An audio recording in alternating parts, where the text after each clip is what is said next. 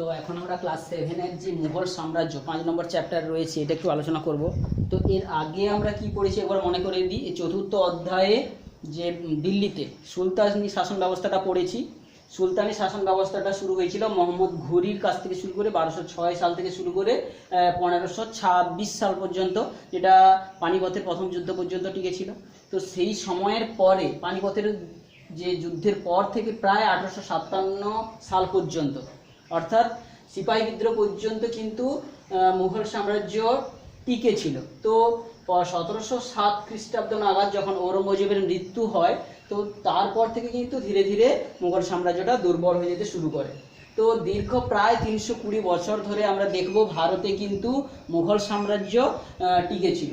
তো এত বিস্তৃত সাম্রাজ্য এবং তাদের যে প্রসার, এত ভাষাভাষী যে দেশ ভারতকে শাসন করতে তারা কিন্তু যথেষ্ট দক্ষতার তারা পরিচয় দিয়েছিল। তো তাদের শাসনের যে যদি ধারা দেখি, তো প্রথমের দিকে আসবে শাসন ব্যবস্থা পরিচালনা করার জন্য মুঘল সম্রাট হিসেবে বাবর, তারপরে বাবরের ছেলে হুমায়ুন। তো হুমায়ুনের সময় কিছুটা রাজনৈতিক অস্থিরতার সুযোগ নিয়ে শের শাহ অর্থাৎ শের খান দিল্লিতে শাসন ক্ষমতা অধিকার করে নেবে। তো আবার শের খানকে সরিয়ে দিয়ে আবার হুমায়ুন পুনরায় আবার মুঘল সাম্রাজ্য প্রতিষ্ঠা করবেন। তারপরে হুমায়ুনের ছেলে আকবর থেকে জাহাঙ্গীর, শাহজাহান, এইভাবে ঔরঙ্গজেব, এইভাবে বিভিন্ন জন এর শাসন করবেন। পরবর্তীকালে 1857 পর্যন্ত কিন্তু এটা কোনো ক্রমে টিকে থাকবে, অর্থাৎ তাদের শাসন যে ক্ষমতাটা তত না থাকলেও তারা রাজবংশটা কিন্তু টিকে থাকবে। তো এই চ্যাপ্টারের আমরা কিন্তু যেটা জানবো যে মুঘল প্রথমে জানবো যে মুঘলরা কারা, তারা কোথা থেকে বা তারা এসছে এবং কেন তারা এখানে রাজত্ব করতে পেরেছিল। তো প্রথমে আসবো মুঘল যে এরা কিন্তু মধ্য এশিয়ার একটা মঙ্গল গোষ্ঠীর শাখা। অর্থাৎ ভারতে বিভিন্ন সময়ে যে বৈদেশিক আক্রমণগুলো হয়েছে, বিশেষ করে তৈমুর লং থেকে শুরু করে চেঙ্গিজ খান থেকে শুরু করে এদেরই কিন্তু বংশধর ছিল হচ্ছে এই মুঘলরা। তবে মুঘলরা কিন্তু নিজেদেরকে তৈমুর লং, যিনি ভারত আক্রমণ করেছিলেন কত সালে না 1398 সালে, তিনি যে ভারত আক্রমণ করেছিলেন তারই বংশধর হিসাবে নিজেদেরকে পরিচয় দিতে তারা কিন্তু বেশি গর্ববোধ করতো। তারা কিন্তু চেঙ্গিজ খানের বংশধর হিসাবে বেশি গর্ববোধ করতো না, যদিও তাদের উভয়েরই রক্ত তাদের কিন্তু মুঘলদের মধ্যে ছিল, বোঝা গেছে। তো তারা কিন্তু তৈমুর লং, যিনি 1398 সালে ভারত আক্রমণ করেছিলেন, তো তারা সেই সুবাদে তারা নিজেদেরকে ভাবতো যে তারা ভারতের প্রকৃত উত্তরাধিকারী নিজেদেরকে কিন্তু ভেবে বসেছে। সেই জন্যই কিন্তু তারা কালক্রমে ভারতে এসেছে। তো ভারতে আসার আগে আমরা যদি যে মধ্য এবং পশ্চিম এশিয়ায় যে তুর্কি মঙ্গলদের যে গোষ্ঠীগুলো যে বিভিন্ন রাজ্য বংশগুলো তৈরি করেছিল, তাদের ধারাটা যদি একটু দেখে নিই, সেখানে তারা যে একটা চতুর্দশ শতক জুড়ে মঙ্গলরা কিন্তু পুরো মধ্য যে এশিয়ার পূর্ব ইরান বা খোরসান থেকে শুরু করে ইরান, তুরস্ক, মিশর, পারস্য, এই সমস্ত অঞ্চলে কিন্তু তারা রাজ্য বিস্তার তারা করেছিল। কিন্তু তাদের যে মঙ্গল নেতাদের মৃত্যুর পরে তাদের নীতি অনুযায়ী কি হবে না বিভিন্ন প্রদেশে সেগুলোকে ভাগ করতে হয়। সেই প্রদেশে ভাগ করতে গিয়ে যখন বিভিন্ন জন বিভিন্ন প্রদেশের রাজত্বভার নেয়, শাসন কার্যের দায়িত্ব নেয়, তো সেমনিভাবে বাবর 1494 খ্রিস্টাব্দে কিন্তু তৈমুরের বংশধর যে বাবর 12 বছর বয়সে ফরগান প্রদেশের শাসক হয়ে যান। 1494 খ্রিস্টাব্দে তৈমুরের বংশধর বাবর সেই ফরগান প্রদেশে যখনই সে শাসন ভার নেয়, তো সেই সময় এই যে সাম্রাজ্যের আরো অন্যান্য বিভিন্ন খণ্ডে রাজত্ব করত কে কারা সাফাবি, উজবেক। এরা সাফাবি কারা না, এরা মধ্য এশিয়ার একটা তুর্কি ভাষার জাতি। এরা প্রায় 1500 থেকে 1800 সাল পর্যন্ত কিন্তু এখানে রাজত্ব করেছে এবং মধ্য এশিয়ায় তারা একাধিক রাজ্য তারা জয় করেছিল। অর্থাৎ এরা সাফাবি, অর্থাৎ তারা কিন্তু ধীরে ধীরে শক্তিশালী হয়ে পড়েছিল। ঠিক একই রকম ভাবে উজবেক আরও একটা ইরানের রাজবংশের একটা যে জাতি, তারাও কিন্তু এখানে দীর্ঘ 300 বছর রাজত্ব করবে এবং তারা সাম্রাজ্য বিস্তার করবে। তো সেই কারণে যে বাবর কিন্তু সেখানে তার যে অবস্থান নগণ্য হয়ে আসবে, তখন সে কি করবে ভারতের দিকে পা বাড়াবে। অর্থাৎ তার অবস্থার বা তার অস্তিত্ব যখন ধীরে ধীরে বিপন্ন হচ্ছে, সংকট হচ্ছে, বা তার রাজ্য যে বিস্তার ধীরে ধীরে কমে আসছে, তখন কিন্তু সে ধীরে ধীরে ভারতের দিকে পা বাড়ায়। তো ভারতে তখন ছিল বিভিন্ন বিচ্ছিন্ন শক্তি হিসাবে, সেখানে সুলতানেরা রাজত্ব করছিলেন, লোদি বংশ চলছিল তখন দিল্লিতে। এছাড়াও এখানে রাজপুতরা রাজত্ব করতো রাজস্থান বা পশ্চিম ভারতের দিকে। তো এদের সম্মুখীন তারা বাবরকে হতে হবে। কিন্তু বাবর যুদ্ধবিদ্যায় কিন্তু পারদর্শী ছিল, তার ঘোড়সওয়ার বাহিনী ছিল, রুমি যুদ্ধ কৌশলে তিনি পারদর্শী ছিলেন। তো সেই যুদ্ধ কৌশলের জন্য কিন্তু তিনি একের পর এক যে ভারতে তৎকালীন যে রাজপুত রাজা হোক কিংবা তুর্কি যে সুলতান যে শাসনগুলো চলছিল, তাদেরকে কিন্তু পরাজিত করতে পারবেন। তো বাবর যখন প্রথম ভারতে প্রবেশ করবেন, তার আগে কিন্তু তারা বাবর পাদশাহ উপাধি তিনি নিয়েছেন। পাদশাহ কথাটার অর্থ বা কেন পাদশাহ নিয়েছেন, তাদের পিছনে একটা কারণ রয়েছে। পাদশাহ কথাটির অর্থ হচ্ছে কি, পাদশাহ, পাদ কথাটির অর্থ হচ্ছে প্রভু, আর শাহ কথাটার অর্থ হচ্ছে শাসক, অর্থাৎ প্রভু শাসক, অর্থাৎ দুটো একই জাতীয়। তো অর্থাৎ এর দ্বারা বোঝাচ্ছে কি না, যে তিনি সর্বাপেক্ষা শক্তিশালী শাসক, এটা বোঝানোর জন্য কিন্তু পাদশাহ কিংবা বাদশাহ উপাধি তারা নিত। আমরা এর আগে যখন দিল্লিতে সুলতান শাসন করেছি, সেখানকার তুর্কিরা কি উপাধি নিয়েছিল, সুলতান উপাধি নিয়েছিল। তো এখন যখন মুঘল সাম্রাজ্যে পড়ছি, এখানে আমরা দেখবো যে এখানকার যে শাসকরা বাদশাহ কিংবা বাদশাহ উপাধি নিত। বুঝতে পেরেছিস? তো এইটা ছিল এখানে তুর্কিদের সঙ্গে মানে সুলতানের সঙ্গে মুঘলদের একটা উপাধিগত পার্থক্য। তো এই ধরনের উপাধি নেওয়ার পেছনে আরেকটা কারণ ছিল। এইরকম একটা উপাধি নেওয়ার পেছনে একটা কারণ হলো, তারা চাইতো না যে কারোর আধিপত্য তাদের উপর থাকুক। কারণ আমরা যখন দেখেছি যে বিভিন্ন যে মুসলমান যে সম্প্রদায়ের উপর বা শাসকদের উপর কিন্তু খলিফাদের একটা তাদের প্রভাব থাকতো। সে মুসলমান শাসক হওয়া মানেই ধর্মগুরুদের আন্ডারে বা তাকে পারমিশন নিতে হতো কিংবা অনুমোদন নিতে হতো। কিন্তু যদি তারা নিজেদেরকে আলাদা উপাধি নিয়ে নেয়, তাহলে কিন্তু তারা এই নেওয়ার পেছনে এই কারণ ছিল যে তারা আর কারোর অন্তর্গত থাকবে না, অধীনে থাকবে না। সেই জন্যই কিন্তু তারা উপাধিটা এরকম নিয়েছিল। সে যাই হোক, বাবরের যখন চলে এলেন দিল্লি, প্রথম সংঘর্ষ বা যুদ্ধ বাঁধলো কার সঙ্গে, দিল্লির যে সুলতানি সম্রাট, শেষ সম্রাট ছিল লোদি বংশের সিকান্দার লোদি কিংবা তার যে ইব্রাহিম লোদির সঙ্গে কিন্তু লড়াই বাঁধে। সে ইব্রাহিম লোদির সঙ্গে লড়াই, প্রথম পানিপথের যুদ্ধ 1526 খ্রিস্টাব্দে হয়। সেই লড়াইতে বাবর কিন্তু হারিয়ে দেয় ইব্রাহিম লোদিকে, দিয়ে দিল্লিতে তিনি হচ্ছে মুঘল সাম্রাজ্যের প্রতিষ্ঠা করেন। কিন্তু দিল্লিতে এই লড়াই করার পর আফগানদের হারিয়ে দিয়ে সিংহাসনে বসার পরেও কিন্তু বিভিন্ন আরো যে রাজপুত শক্তি কিংবা আফগান যে আরো অন্যান্য ভিন্ন ভিন্ন জায়গার নেতারা ছিল, তারাও কিন্তু ধীরে ধীরে বাবরকে কিন্তু তাদের বিরুদ্ধেও লড়তে হবে। অর্থাৎ বাবরকে কিন্তু স্থায়ী বসার সঙ্গে সঙ্গে তিনি কিন্তু সুষ্ঠুভাবে সেখানটায় রাজত্ব করতে পারেননি। সেখানে দিল্লিতে সিংহাসনে বসার পরেই কিন্তু তাকে পরপর 3টা যুদ্ধ সম্মুখীন তাকে হতে হয়েছিল। 1 নম্বর যুদ্ধ কি, পানিপথের যুদ্ধ তো হলোই ইব্রাহিম লোদির সঙ্গে, প্রথম পানিপথের যুদ্ধ। তারপরে ঠিক 1527 খ্রিস্টাব্দে রানা প্রতাপ সংগ্রাম সিংহের সঙ্গে, রানা সংগ্রাম সিংহের সঙ্গে মেওয়ারের রানা সংগ্রাম সিংহের রাজপুত রাজা, তার সঙ্গে কিন্তু যুদ্ধ হবে, খানুয়ারের যুদ্ধ। সেই যুদ্ধেও কিন্তু তিনি এইখানে যুদ্ধ করার জন্য বাবর কিন্তু তখন ততটা শক্তিশালী ছিল না। তিনি কিন্তু ধর্মযুদ্ধের ডাক দেন, অর্থাৎ তিনি যেন ধর্মীয়ভাবে লড়াই করতে চাইছেন। এই যুদ্ধ এইরকম ভাবে তিনি কিন্তু ধর্মযুদ্ধের ডাক দিয়েছিলেন। কিন্তু কি হয়েছে যে অনেক যে মুসলমান যে তৎকালীন আফগান শাসকরাও কিন্তু রানা সংগ্রাম সিংহের পক্ষ নিয়েছিল। অর্থাৎ প্রকৃতপক্ষে কিন্তু এটা ধর্মযুদ্ধ ছিল না, যেটা যে ধর্মীয় মুসলমান হিন্দু যুদ্ধ বললে এটা ভুল হবে। কারণ কি, অনেক আফগান শাসক কিন্তু রাজপুত রাজা সংগ্রাম সিংহের পক্ষ নিয়েছিল। সে যাই হোক, খানোয়ার যুদ্ধে কিন্তু বাবর জিতে যান, অর্থাৎ সংগ্রাম সিং পরাজিত হবে। তারপরে আর এক প্রকারের যুদ্ধ হবে, যেটা আফগানদের সঙ্গে সংগঠিত হবে। আফগানদের, বাংলার যে শাসক, বাংলায় তখন আফগান শাসক চলছিল।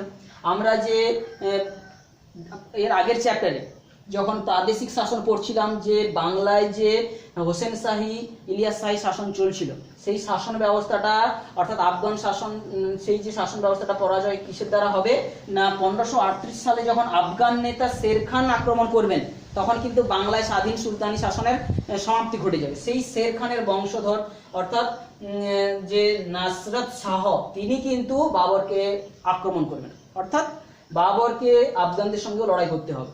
সেই লড়াইয়ে কিন্তু তিনি জিতে যাবেন, ঘরঘরার যুদ্ধ হবে, সেটা 1529 সালে। অর্থাৎ বাবর দিল্লির সিংহাসনে বসার পরেই কিন্তু পরপর 3টা যুদ্ধ তাকে করতে হয়েছিল, খানোয়ার যুদ্ধ, ঘরঘরার যুদ্ধ, এছাড়া পানিপথের যুদ্ধ তো হয়েছিল। তো এইভাবে যখন দিল্লিতে মোটামুটি তিনি যে মুঘল সাম্রাজ্যের প্রতিষ্ঠা করেই ফেলেছেন, তারপরে এসে যাচ্ছে তার হচ্ছে বংশ, অর্থাৎ বংশধর কে তার পরবর্তীকালে উত্তরাধিকার নিযুক্ত হবেন, কে তারপরে রাজা হবে। কিন্তু এর আগে বাবর যেহেতু যে তৈমুর বংশের শাসক ছিলেন, তৈমুর বংশের একটা রীতি ছিল কি, সেটাকে বলা হচ্ছে তৈমুর নীতি। সেই নীতি অনুযায়ী কি, কোন শাসক মৃত্যুর পরে তার যে উত্তরাধিকারীরা যারা থাকবে সবাই কিন্তু সেই প্রদেশটাকে সমানভাবে বিভক্ত অঞ্চলে ভাগ থাকবে, সেখানে সে রাজত্ব করবে। কিন্তু বাবর সেই উত্তরাধিকার নীতি, অর্থাৎ তার যে তৈমুর নীতি, যেটা নীতি নিয়ে চলতো, সেটা তিনি বাদ দিয়ে তিনি কি করলেন, তার উত্তরাধিকার হিসাবে তিনি তার নিজের সন্তান যে হুমায়ুনকে তিনি দিল্লির সিংহাসনে বসাবেন। অর্থাৎ তিনি তৈমুর নীতি পরিবর্তন করে দিয়ে তিনি নিজের উত্তরাধিকার হিসাবে নিজের সন্তানকে সেখানে তার সিংহাসনে বসাবেন। তো এই সময় তিনি লড়াইয়ের সুবাদে বিভিন্ন সময় তাকে উত্তর পশ্চিম ভারতের কিংবা মধ্য এশিয়ার দিকে তাকে যেতে হয়েছিল। তো এইখানে উত্তরাধিকারের পেছনে একটা কিন্তু ছোট গল্প রয়েছে বইতে, তোরা দেখিস। সেখানে কি না, একবার এই সময় যে বাবরের ছেলে যে হুমায়ুন কিন্তু খুব অসুস্থ হয়ে পড়ে। সেই অসুস্থ হয়ে যাওয়ার সময় তাকে পরামর্শ দেওয়া হবে যে যদি হুমায়ুনের কোনো একটা যে প্রিয় জিনিস যদি বলিদান দেওয়া হয় ভগবানের উদ্দেশ্যে বা আল্লাহর উদ্দেশ্যে, তাহলে কিন্তু ও প্রাণ ফিরে পেতে পারে। তো তিনি নাকি নিজের জীবন উৎসর্গ করেছিলেন, অর্থাৎ বাবর নিজের জীবনটা নাকি উৎসর্গ করেছিলেন হুমায়ুনেরকে বাঁচানোর জন্য। সেই জন্য বাবর বেশি দিন কিন্তু নাকি অসুস্থ হয়ে পরবর্তীকালে মৃত্যুবরণ, মানে তার মৃত্যু হয়েছিল 1526 থেকে মাত্র 1530 সাল পর্যন্ত কিন্তু তিনি দিল্লির সিংহাসনে ছিলেন। তো 1530 সালে কিন্তু হুমায়ুন হচ্ছে দিল্লির শাসনের যে ভার দায়িত্ব হাতে নেবেন। তো দিল্লির সিংহাসনে তিনি থাকবেন কিন্তু 1530 থেকে 40 সাল। তো সেই সাল কিন্তু খুব একটা সুস্থির কাল ছিল না, অনেকগুলো লড়াই তাকে লড়তে হচ্ছিল। সঙ্গে সঙ্গে তৎকালীন যে বিভিন্ন জায়গার যে আফগান শাসকরা ছিল, বিশেষ করে বাংলার শের খান, যিনি উনি শক্তিশালী যোদ্ধা ছিলেন, যে তিনি কিন্তু বারবার তাকে আক্রমণ করে ব্যতিব্যস্ত করে তুলেছিলেন হুমায়ুনকে। তো হুমায়ুনের সঙ্গে কিন্তু সেই আফগান নেতা শের খানের বারবার কিন্তু যুদ্ধ হয়েছে, অনেকগুলো, দুবার যুদ্ধ হবে। দুবার যুদ্ধের মধ্যে একটা হবে চৌসার যুদ্ধ 1539 সালে। সেই যুদ্ধতেও কিন্তু আফগান নেতা তখন তার নাম কিন্তু শের খান ছিল, শের খানের সঙ্গে যুদ্ধ হবে। আফগান চৌসার যুদ্ধে 1539 সালে কিন্তু হুমায়ুনের পরাজয় হবে। আবার একবার যুদ্ধ হবে বিল্লগ্রামের যুদ্ধ, বিলগ্রামের যুদ্ধ 1540 খ্রিস্টাব্দে। সেই যুদ্ধতেও আফগান নেতা যে শের খান জিতে যাবেন। এই বারবার পরাজয়ের ফলে কিন্তু হুমায়ুন বাধ্য হয়ে পারস্যতে চলে যাবেন। পারস্যের শাসক তখন যিনি থাকবেন তাকে আশ্রয় দান করবেন। বইতে সেই শাসকের নামটা দেওয়া রয়েছে, যে পারস্যের যে শাসক, যে পারস্যের শাহ তাহমম্প, যে দেওয়া রয়েছে, পারস্যের যে শাহ তাহমম্প হুমায়ুনকে আশ্রয় দেন। অর্থাৎ পারস্য যখন চলে যাবেন সেইখানেই আশ্রয় দান করবেন পারস্যের শাসক, এবং সেখানেই কিন্তু আকবরের জন্ম হবে 1542 খ্রিস্টাব্দে। সেই সময় কিন্তু আকবরের জন্ম হবে, অর্থাৎ 1542 খ্রিস্টাব্দে আকবরের জন্ম হয়ে যাবে। তো সেই সময় তাহলে কি হলো, শের খান যে পরাজিত করেছিল হুমায়ুনকে, সে আবার দিল্লির সিংহাসনে শের খান এসে বসে যাবে। তাহলে শের খান বসে যাওয়ার পর কিন্তু তিনি কিন্তু শের শাহ উপাধি নেবেন। তো শের শাহ কিন্তু একজন দক্ষ শাসক ছিলেন। তিনি শুধু যে যুদ্ধবিদ্যায় পারদর্শী ছিলেন তা নয়, তিনি অনেক তার যে শাসনে সংস্কারমূলক কাজ তিনি করেছিলেন। তিনি 1540 সাল থেকে 1545 সাল পর্যন্ত দিল্লির সিংহাসনে তিনি শাসন কাজ পরিচালনা করবেন। তারপরে তার ছেলে ইসলাম শাহ, তাহলে শের শাহের ছেলে ইসলাম শাহ পরবর্তী 5 বছর বা 10 বছর রাজত্ব করবেন, বা তার পরবর্তী শাসকরা রাজত্ব করবেন 1545 থেকে শুরু করে 1555 পর্যন্ত তাহলে রাজত্ব করবে। কিন্তু এই সময়ে শাসকরা ধীরে ধীরে দুর্বল হয়ে পড়ে যাওয়ার ফলে কিন্তু হুমায়ুন পুনরায় পারস্য থেকে আবার দিল্লিতে আবার শাসন ফিরে পাওয়ার জন্য এসে আক্রমণ করবেন, এবং সেখানে তিনি তখন আকবরের বয়স মাত্র 13 বছর। সেই সময় 13 বছর বয়সে আকবর এবং তার যে অভিভাবক বৈরাম খাঁর মানে অভিভাবকত্বে তিনি ছিলেন, তিনি তারা সহযোগিতায় হুমায়ুন কিন্তু দিল্লি পুনরুদ্ধার করবেন। দিল্লি পুনরুদ্ধার করার 1 বছরের মধ্যেই কিন্তু হুমায়ুনের মৃত্যু ঘটে যাবে। তো হুমায়ুনের মৃত্যুর পরে তাহলে বাবর সেই যে 13 বছর বয়সে অভিভাবক বৈরাম খানকে নিয়ে দিল্লির সিংহাসনে বসবেন। কিন্তু দিল্লির সিংহাসনে বসেই কিন্তু তখন আফগান শাসকরা বারবার লড়াই চালাচ্ছে। এদিকে দুর্বল শাসক হিসাবে তারা ভাবছে যে আকবর ছোট ছেলে রয়েছে, তো একে আক্রমণ করে নিশ্চয়ই আবার সরিয়ে দেওয়া যেতে পারে। তখন যে বিভিন্ন যে আফগান শাসকরা, বিশেষ করে আদিল শাহ তার মন্ত্রী হিমুকে নিয়ে, আফগান শাসক যে আদিল শাহ তার মন্ত্রী হিমুকে নিয়ে কিন্তু আবার আক্রমণ করবে। পানিপথের দ্বিতীয় যুদ্ধ সংগঠিত হবে। সেই যুদ্ধে 1556 খ্রিস্টাব্দে কিন্তু যে আকবর আদিল শাহকে পরাজিত করবেন। অর্থাৎ পানিপথের দ্বিতীয় যুদ্ধের দ্বারা কিন্তু ভারতে পুনরায়, পানিপথের প্রথম যুদ্ধের দ্বারা বাবর দিল্লির সিংহাসনে বসেছিলেন, পানিপথের দ্বিতীয় যুদ্ধের দ্বারা আকবর হচ্ছে সেখানটার তার শাসন যে প্রতিষ্ঠাটা পুনরায় সুদৃঢ়করণ করলেন। বোঝা গেছে, সেখানে আকবর যে আফগানরা পরাজিত হয়ে যাবে পুরোপুরি। আফগানরা পরাজিত হওয়ার পরেই তখন হচ্ছে আকবর সিংহাসনে বসে যাওয়ার পরে একের পর এক রাজ্য বিস্তার করা শুরু করবে। তিনি মধ্য ভারত থেকে শুরু করে উত্তর পশ্চিম সীমান্ত, মধ্য ভারত, দিল্লির সিংহ, তাহলে প্রথম পানিপথের যুদ্ধ, দ্বিতীয় পানিপথের যুদ্ধ আর দ্বিতীয় পানিপথের যুদ্ধ, তাহলে প্রথমটা হবে বাবর আর দ্বিতীয়টা হবে কার না আকবর। এই লড়াই দ্বারা পরে আকবর যখন সিংহাসনে বসে গেল, তিনি মধ্য ভারত আর দক্ষিণ পশ্চিম ভারতের দিকে লড়াই চালিয়ে যাবেন, দিয়ে রাজ্যটাকে বিস্তার করবেন। তাহলে আকবর কিন্তু এবার দেখতে পাবো তার যে শাসনকালটা চলবে 1556 থেকে প্রায় 1605 সাল পর্যন্ত। দীর্ঘ কত বছর?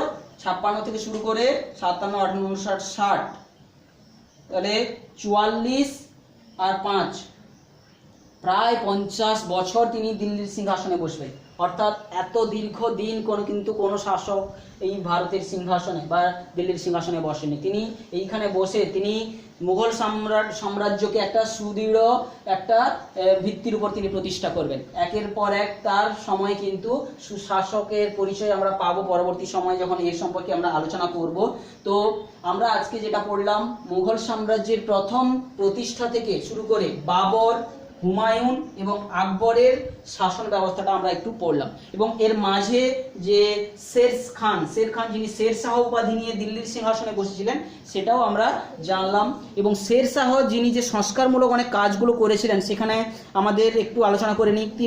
তিনি প্রথম কিন্তু সংস্কার করেছিলেন বিভিন্ন প্রকার, যে বিভিন্ন জায়গার জমি জরিপ করে তার যে রাজস্ব ঠিক করার জন্য তিনি কিন্তু কৃষকদের পাট্টা দিয়েছিলেন। পাট্টা, আজকে আমরা যে কৃষকরা বিভিন্ন পাট্টার কথা বলি, পাট্টা এবং কবুলিয়ত, এইগুলো কিন্তু শের শাহ কিন্তু তিনি চালু করেছিলেন। যে এছাড়া তিনি কিন্তু বিভিন্ন সড়ক রাস্তাঘাটও তিনি নির্মাণ করেছিলেন। সেই রাস্তাঘাটগুলোর মধ্যে আজকে যেটা দেখি দিল্লি থেকে কলকাতা গ্র্যান্ড ট্রাঙ্ক রোড, এটাও কিন্তু তার সময়, আগ্রা থেকে যোধপুর, চিতোর সড়ক, লাহোর থেকে মুলতান পর্যন্ত রাস্তাঘাট তিনি কিন্তু বড় বড় রাস্তা তিনি তৈরি করেছিলেন।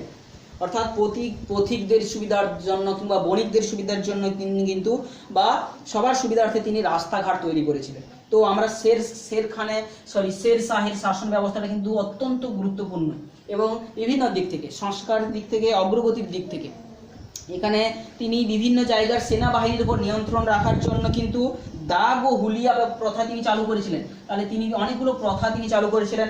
একদিকে আমরা দেখব রাজস্ব ব্যবস্থার জন্য পাট্টা আর কবুলিয়ত, পাট্টা প্রথা তিনি চালু করেছিলেন। তারপরে তিনি সড়ক চালু করেছিলেন। এছাড়া তিনি কি করেছিলেন? ডাকযোগ ব্যবস্থা তিনি চালু করেছিলেন। এছাড়া তিনি দাগ ও হুলিয়া যে প্রথা, যে সেনাবাহিনীর উপর নিয়ন্ত্রণ রাখার জন্য দাগ ও হুলিয়া ব্যবস্থা তিনি চালু করেছিলেন। তো শের শাহের যে শাসন ব্যবস্থাটা আমরা ভালো করে তোদেরকে পড়তে বলবো। এই রকম ছিল আজকের আলোচনাটা। তো পরবর্তী ক্লাসগুলোতে আমরা পরবর্তী মুঘল সম্রাটদের যে শাসন ব্যবস্থাগুলো দেখব এবং তাদের সময়ে যে বিভিন্ন শিল্পকলার অগ্রগতি কিংবা শাসনের কী অগ্রগতি ঘটেছিল পরবর্তী দুটো চ্যাপ্টার জুড়ে, 5 নম্বর 6 নম্বর এবং 7 নম্বর চ্যাপ্টার জুড়ে আমরা মুঘল সাম্রাজ্য সম্পর্কে জানবো। 7 নম্বর চ্যাপ্টারে বিশেষ করে মুঘলদের সঙ্গে তুর্কিদের অর্থাৎ যে সুলতানি সাম্রাজ্যের একটা তুলনামূলক আলোচনা আমরা পড়তে থাকবো। অর্থাৎ আমরা মুঘল সাম্রাজ্য অর্থাৎ মধ্যযুগের মুসলমান সাম্রাজ্যটা ভালো করে আমরা পড়তে থাকবো এর পরবর্তী চ্যাপ্টারগুলো জুড়ে। তো আজকে আমরা এখানে শেষ করছি।